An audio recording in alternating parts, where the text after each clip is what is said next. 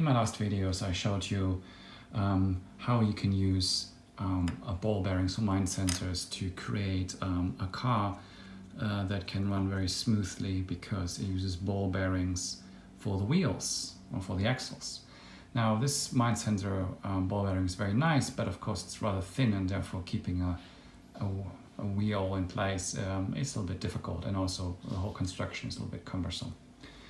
Now the original model had this very nice piece here for the front that you can use to attach the wheel, and you can steer it this way.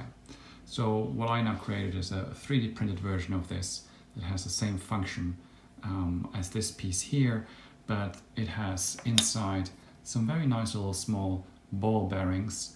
That means the wheels can rotate very freely with very little friction. So if I demonstrate this, I put another small wheel on here, you can see it just runs and runs and runs. And that's the power, of course, of a ball bearing. Now here I attached this already into the vehicle itself, and we can then just add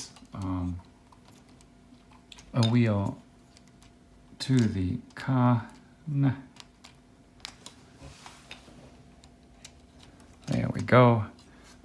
And then we secure it a little bit.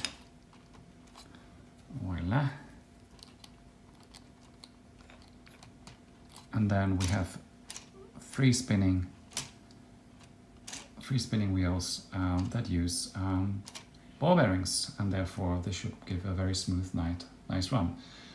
The geometry of this 3D piece I'll make available in the descriptions, so yeah, you can download it as a replacement for this piece for controlling and steering a Lego car. So I hope you enjoy this.